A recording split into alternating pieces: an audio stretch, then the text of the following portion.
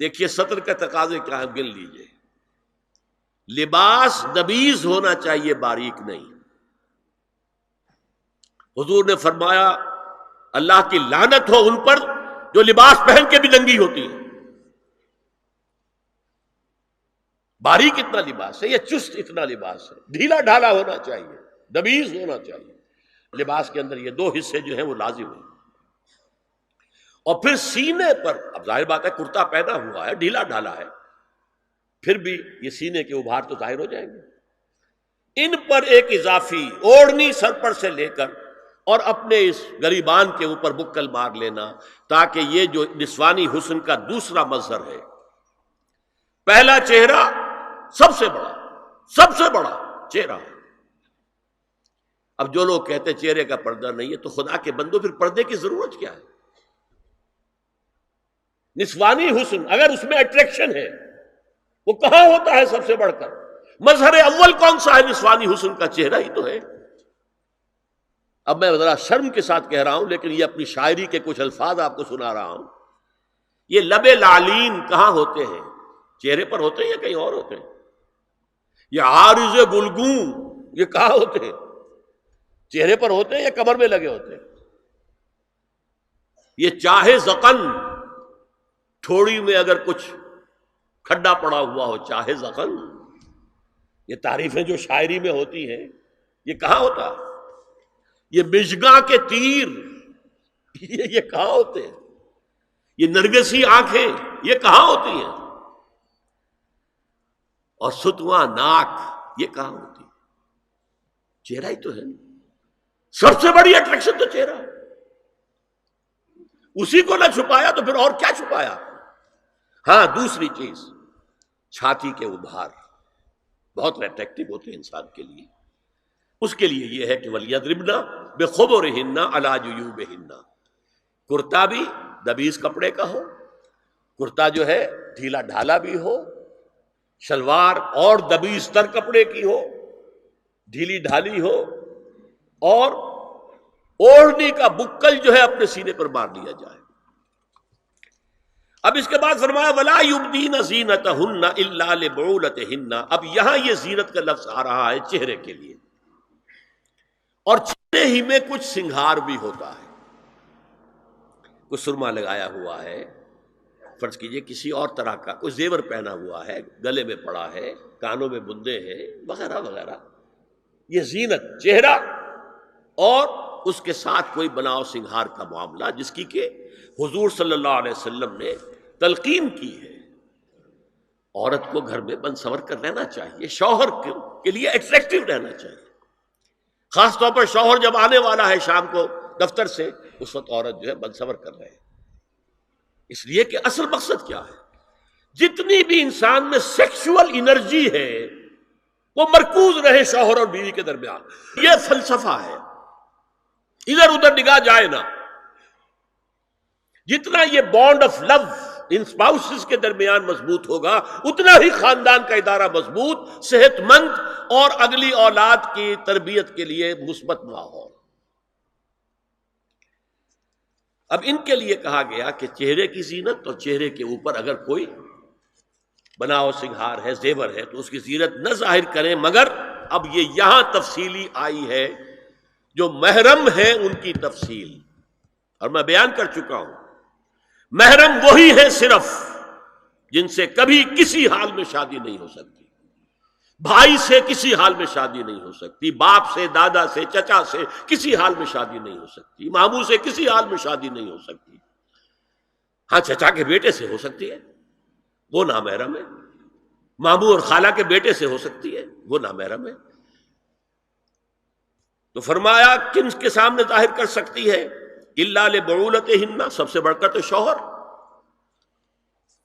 او آبائہن، اور یہ آپ نے باپ. اچھا باپوں میں نوٹ کیجیے، باپ حقیقی ہو، اخیافی ہو، اللاتی ہو یا رضاعی ہو، یہ چاروں قسم کے باپ اس میں شامل ہوں. جس عورت نے دودھ پلایا تھا اس کا شوہر بھی باپ بن گیا. او آبائے بعولتہن، اپنے شوہروں کے باپ، یا ابنائہن، ان کے اپنے بیٹے، بیٹوں میں بھی آئیں گے چاروں، اللاتی اخیافی عینی اور رضاعی، او ابنائے بعولتہن، اور اپنے شوہروں کے بیٹے، ہو سکتا ہے شوہروں کی اور بیویاں بھی ہوں تو ان کے بیٹے بھی، جو ستیلے بیٹے ہیں وہ بھی محرم ہیں، ان سے کسی شکل میں کبھی شادی نہیں ہو سکتی، او اخوانہن، یا ان کے بھائی، او ابنائہن، یا اپنے بیٹے، او ابنائے بعولتہن، یا اپنے شوہروں کے بیٹے، او اخوانہن، یا اپنے بھائی، او بنی اخوانہن، یا اپنے بھائیوں کے بیٹے، او بنی اخواتہن، اپنا بھتیجا، شوہر کا بھتیجا نہیں، اپنا بھتیجا محرم ہے، اپنا بھانجا محرم ہے، شوہر کا بھانجا محرم نہیں ہے، او نسائہن، یا ان کی عورتیں، اپنی عورتیں، جان پہچان کی عورتیں، ہر عورت بھی محرم نہیں ہے، نوٹ کر لیجئے، نسائہن، عورتیں بڑی بڑی قطامائیں ہوتی ہیں، وہ کیا کیا فتنے اٹھاتی ہیں، آتی ہیں گھروں کے اندر، کیا ذریعہ بنتی ہیں پھر پیغام رسانی کا، اور خرابی پیدا کرتی ہیں۔ اور اس میں کمال ہے جو مجھے واقعہ سنایا پروفیسر یوسف سلیم چشتی مرحوم نے سر سید احمد خان کے بارے میں۔ اب وہ زمانہ یاد کیجیے سر سید کا، ابھی انگریزی حکومت باقاعدہ جو ہے وہ ملکہ وکٹوریہ کی شروع ہوئی ہے، روب کتنا ہے انگریز کا، اور لیفٹیننٹ گورنر جو ہے یو پی کا وہ کہتا ہے سر سید احمد خان سے کہ میری بیگم آپ کے اہلیہ سے، آپ کے گھر والیوں سے ملنا چاہتی ہے۔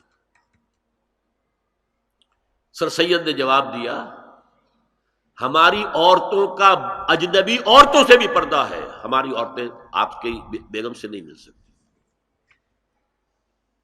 میرا سر جھکتا ہے۔ او ما ملکت ایمانہن، یا جو ان کے داہنے ہاتھوں کی ملکیت ہو، باندیاں، غلام۔ اس میں عرض کر چکا ہوں کہ اس میں کافی اختلافات ہیں، یہ بھی ہے کہ اس سے مراد صرف باندیاں ہیں، غلام مرد نہیں، یہ بھی ہے کہ مرد بھی ہے، اور یہ بھی ہے کہ مرد جب تک کہ وہ بالغ نہ ہو، لیکن میں اس بحث میں یہاں نہیں جانا چاہتا، یہ پھر فقہ کی بحث ہو جائے گی۔ اب التابعین غیر اولی الاربہ، کچھ ایسے لوگ بھی ہوتے ہیں، کوئی کسی کے گھر میں کوئی اندھا آدمی رہ رہا ہے، یا کوئی اور کسی وجہ سے کوئی مریض ہے، اسے آپ نے پناہ دے رکھی ہے، انہیں عورتوں سے کوئی سروکار نہیں ہوتا۔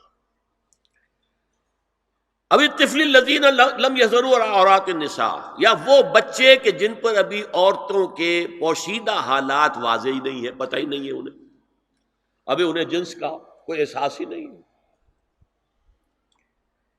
یہ ہے فہرست جو دی گئی ہے کہ جن کے سامنے عورت کھلے چہرے کے ساتھ اور اپنی جو اضافی زینت بھی ہو، کوئی زیور وغیرہ یا کوئی بھی سرما وغیرہ ڈالا ہوا ہے یا کوئی سرخی کوئی لگائی ہے معمولی سی، تو اس کے ساتھ آ سکتی ہے، اور یہ وہ رشتے ہیں کہ جن سے کسی حالت میں بھی نکاح نہیں ہو سکتا، لہذا وہ ذہن ادھر جاتا ہی نہیں ہے، نارمل آدمی کا ذہن ادھر جائے گا ہی نہیں۔ ہم رہ رہے ہیں کہ اب نارمل فضا کے اندر، جس کو میں نے کہا انسیسٹ بڑھتا جا رہا ہے، اس کی مثالیں ہمارے معاشرے کے اندر اب بڑھتی چلی جا رہی ہیں۔ وَلَا يَضْرِبْنَ بِأَرْجُلِهِنَّ لِيُعْلَمَ مَا يُخْفِينَ مِنْ زِينَتِهِنَّ، اور چلتے ہوئے اپنے پاؤں زور سے نہ ماریں کہ ان کی زینت ظاہر ہو جائے۔ اگر کوئی پازیب پہنی ہوئی ہے، کوئی جھنجھنو وغیرہ ہے، تو اب اگر پاؤں مار کر چلے گی تو خام خواہ ذہن جائے گا بیٹھے ہوئوں کا کہ کوئی خاتون جا رہی ہے، پلٹیں گے، دیکھیں گے، نگاہ دیں گے۔ یہاں تک اس کے علاوہ یہ بھی ہے، تعطر کے بارے میں فرمایا ہے کہ اگر عطر لگا کر کوئی عورت گھر سے نکلی ہے، اذا استعارت المرأة فمرت على القوم ليجدوا ريحها فهي كذا وكذا قال قولا شديدا۔